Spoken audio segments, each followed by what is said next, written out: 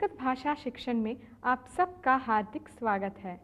पूर्व पाठ में हमने कई विशिष्ट क्रियापदों के त्वा प्रत्ययांत रूपों का अभ्यास किया।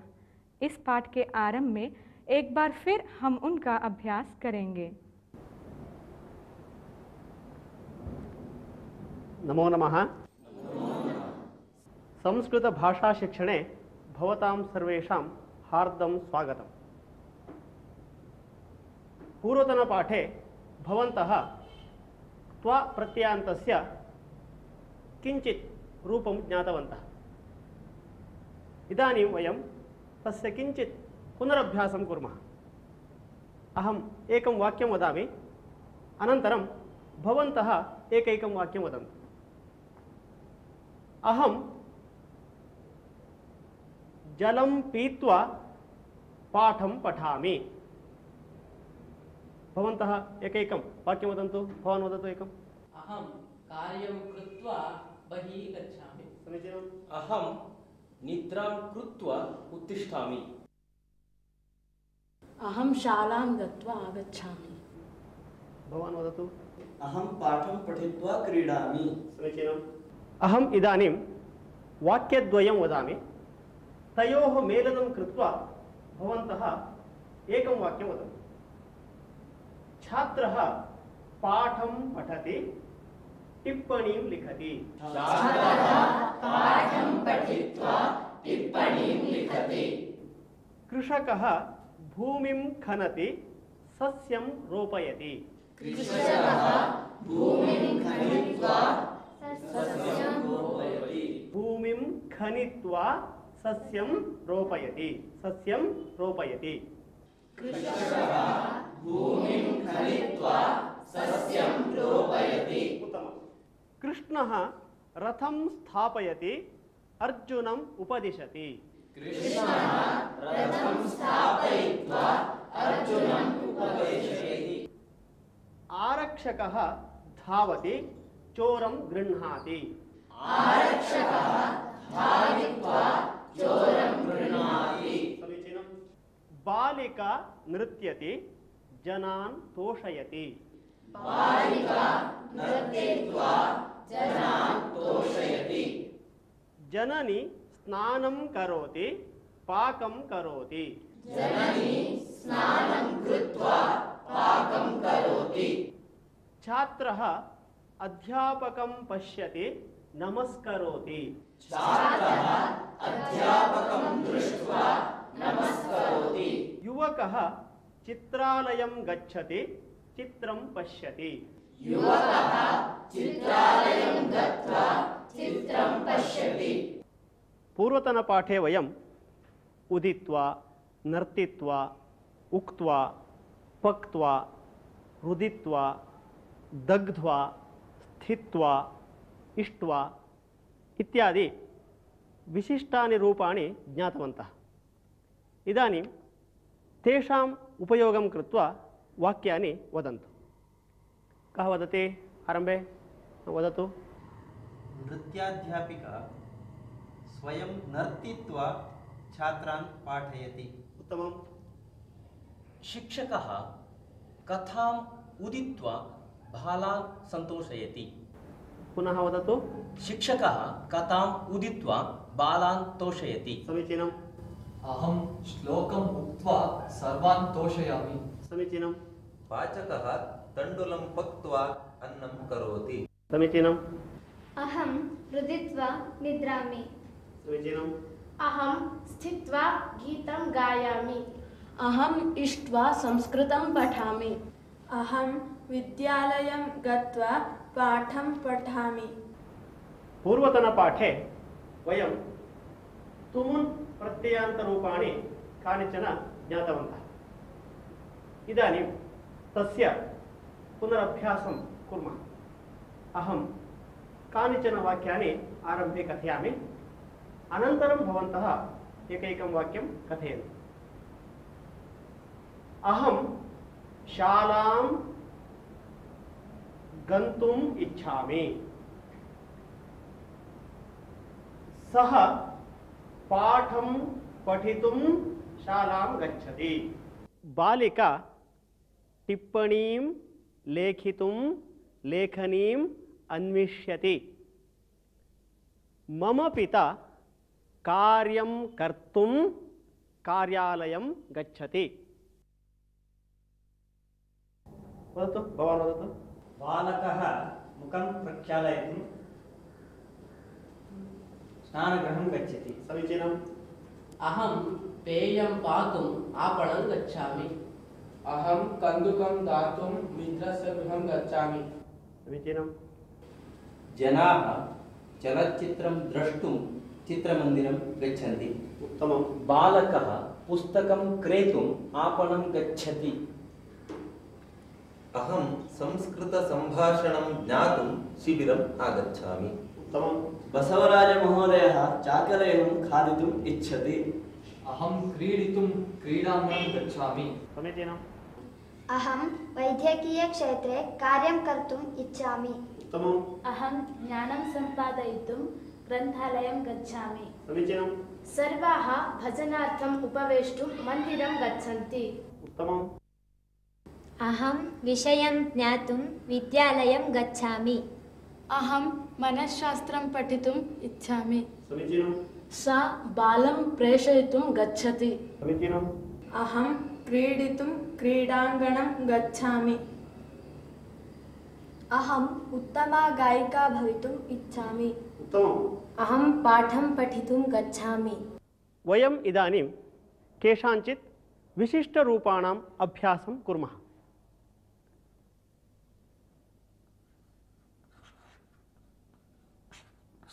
नमति, नन्तुं,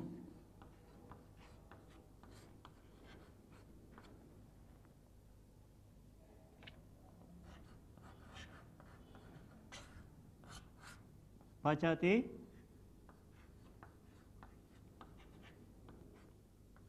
पक्तुम्।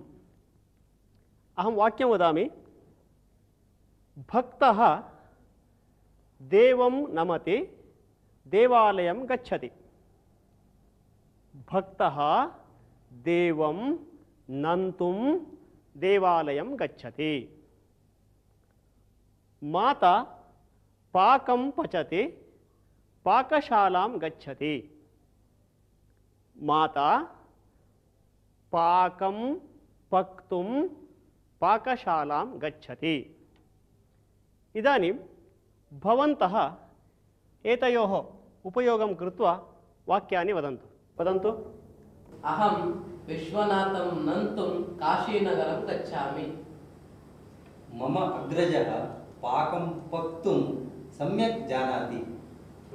शिष्यः गुरुं नन्तुं गुरुकुलं गच्छति। भरतः रामं नन्तुं वनं गतवान्। समीचीनं, बहु उत्तमम्।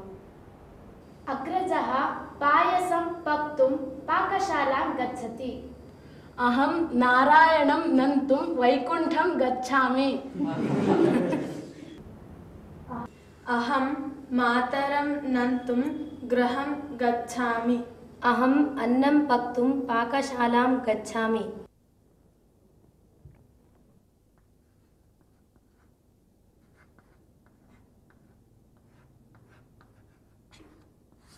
गृह्णाति,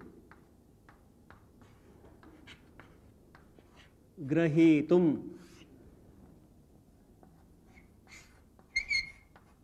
चिनोति,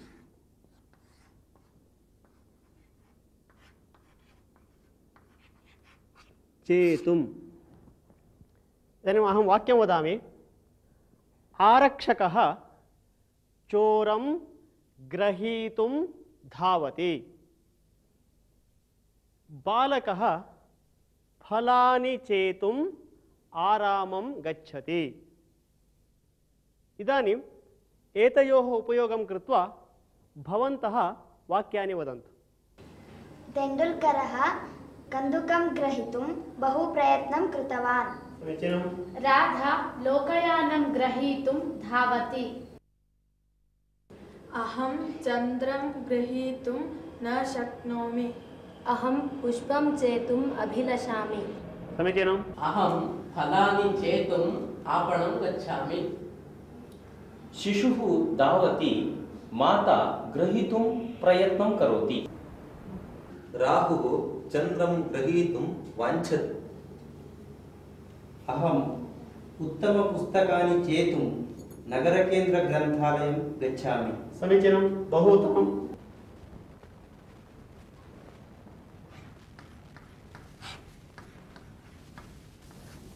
गायति,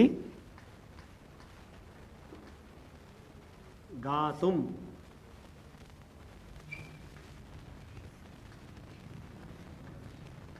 छिनत्ति,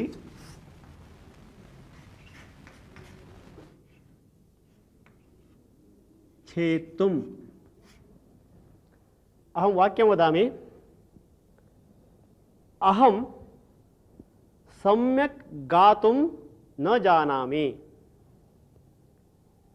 कृषिकः वृक्षं छेत्तुम् अरण्यं गच्छति।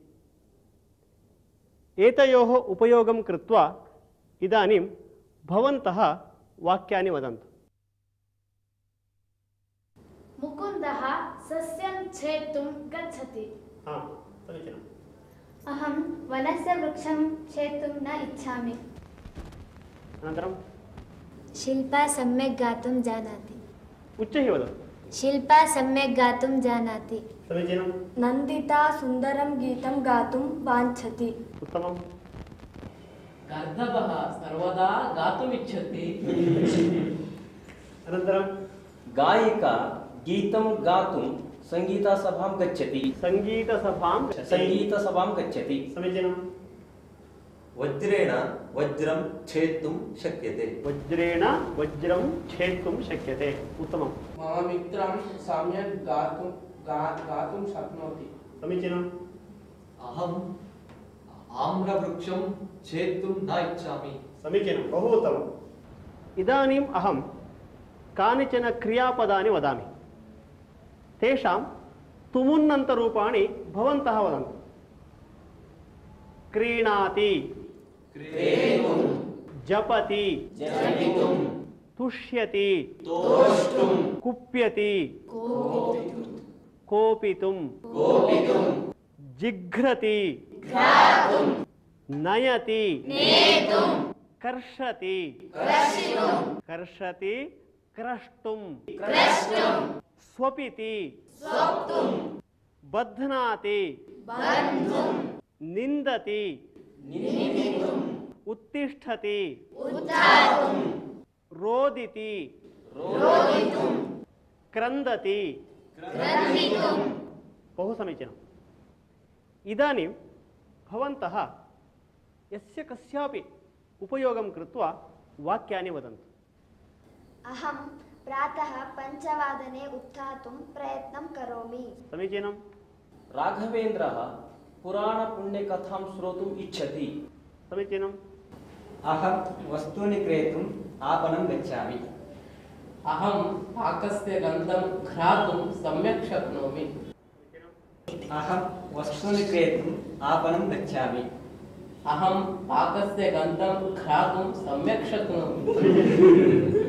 चोरः चोरयितुं रात्रौ सञ्चरति।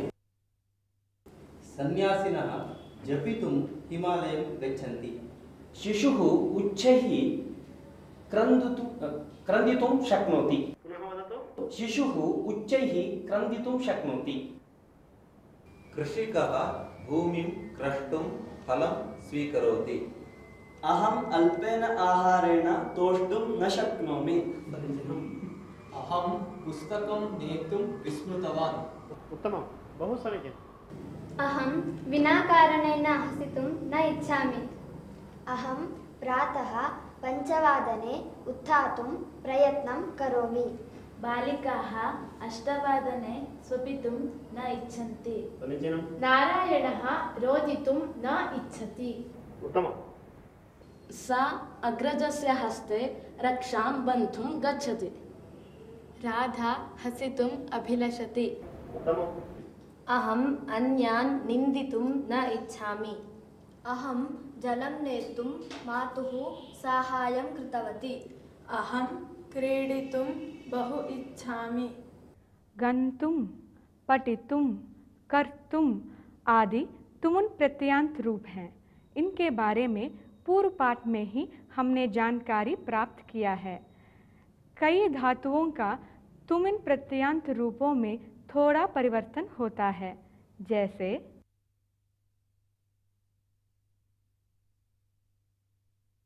नमति, नंतुम,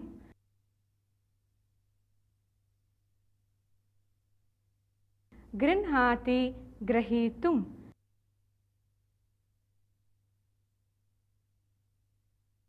चिनोति, चेतुम,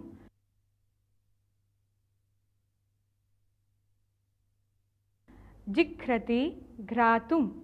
इस तरह के विशिष्ट रूपों का प्रयोग करते समय हमें सावधानी बरतनी चाहिए। जैसे भक्तः देवं नन्तुं देवालयं गच्छति। अहं विश्वनाथं नन्तुं काशीनगरं गच्छामि। आरक्षकः चोरं ग्रहीतुं धावति। तेण्डुल्करः कन्दुकं ग्रहीतुं बहु प्रयत्नं कृतवान्। राधा लोकयानं ग्रहीतुं धावति। बालकः फलानि चेतुम् आरामं गच्छति। अहं फलानि चेतुम् आपणं गच्छामि। वृक्षं छेत्तुम् अरण्यं गच्छति। मुकुन्दः सस्यं छेत्तुं गच्छति। अहं वनस्य वृक्षं छेत्तुं न इच्छामि। इदानीं वयम् एकं सुभाषितं शृणुमः।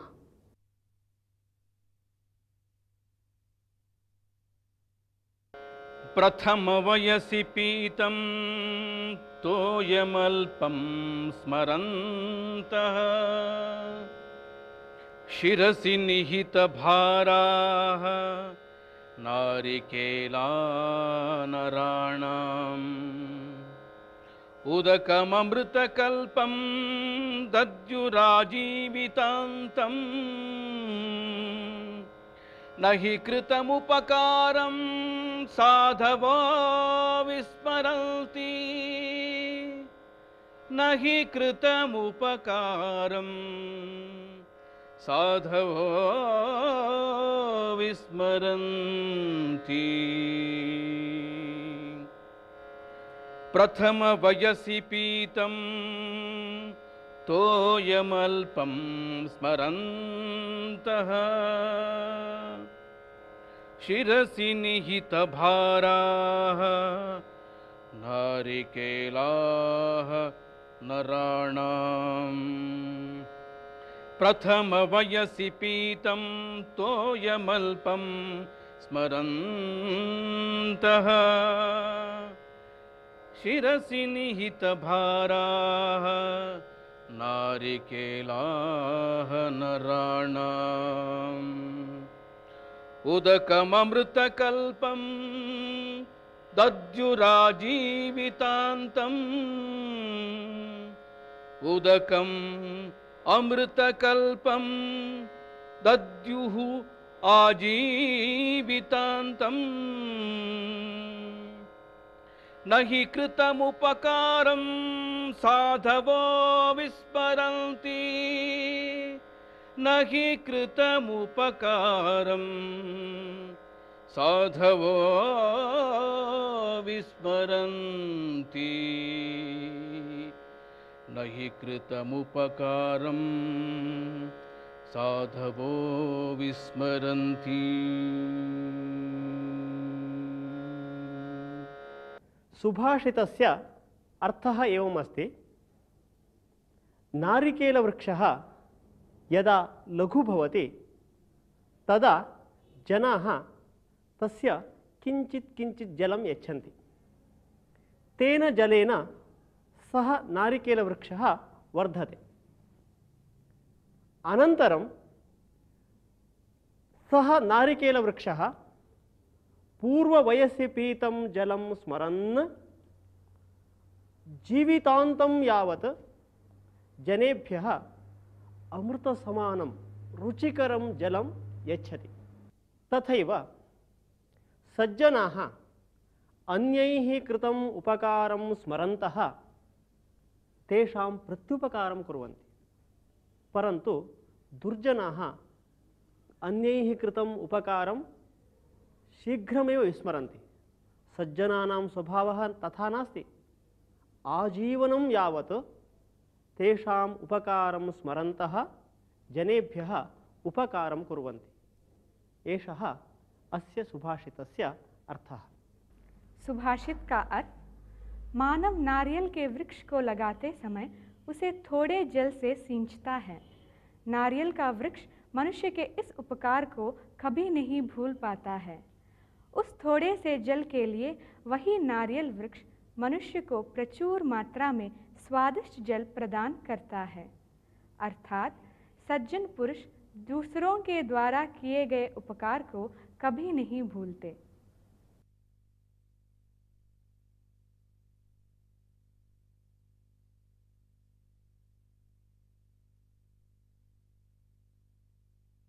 अहम् इदानीम् एकां कथां कथयामि। भवन्तः सावधानेन शृण्वन्तु। एकदा महाराजस्य युधिष्ठिरस्य आस्थानं कश्चन याचकः आगच्छति। सः आगत्य महाराजं पृच्छति, भो महाराज, मह्यं 100 नाणकानि ददातु इति। महाराजः,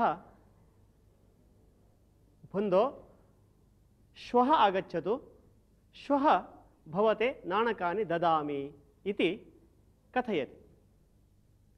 याचकः अस्तु महाराज इति महाराजं नमस्कृत्य गच्छति। एतत् सर्वं पार्श्वे स्थितः भीमसेनः पश्यन् आसीत्। भीमसेनः एतत् सर्वं दृष्ट्वा एकवारं किञ्चित् हसति, हसित्वा द्वारं प्रति गच्छति। महाद्वारस्य समीपे एका विजयघण्टा आसीत्। भीमसेनः तत्र गत्वा विजयघण्टायाः वादनं करोति। तत् श्रुत्वा युधिष्ठिरः विस्मितः अभवत्। यतः यदा पाण्डवसेना विजयं प्राप्नोति अथवा राज्ये विशेषः महोत्सवः भवति तदा एव सा घण्टा वाद्यते।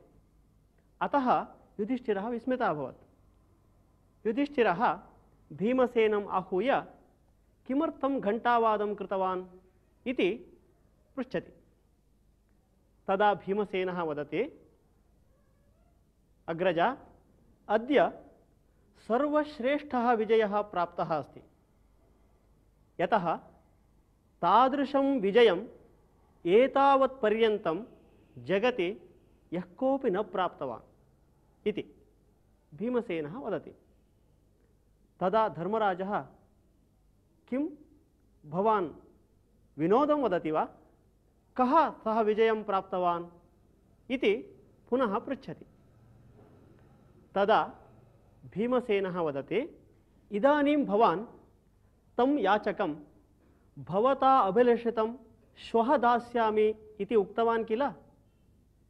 एषः एतेन ज्ञायते भवान् श्वः पर्यन्तं निश्चयेन जीवति इति। एषः मृत्योः उपरि दिनपर्यन्तकः सर्वश्रेष्ठः विजयः भवति इति भीमसेनः उक्तवान्। तदा युधिष्ठिरः भीमसेनस्य वचनस्य तात्पर्यं ज्ञात्वा लज्जितः भवति। तदा युधिष्ठिरः तं याचकं पुनः आहूय तस्मै नाणकानि दत्त्वा तं प्रेषयति। कथायाः अर्थः ज्ञातः वा? आम्, ज्ञातः। धन्यवादः। नमो नमः। नमो नमः। इसी के साथ अब यह पाठ समाप्त होता है। अगले पाठ में फिर मिलेंगे। तब तक के लिए धन्यवाद।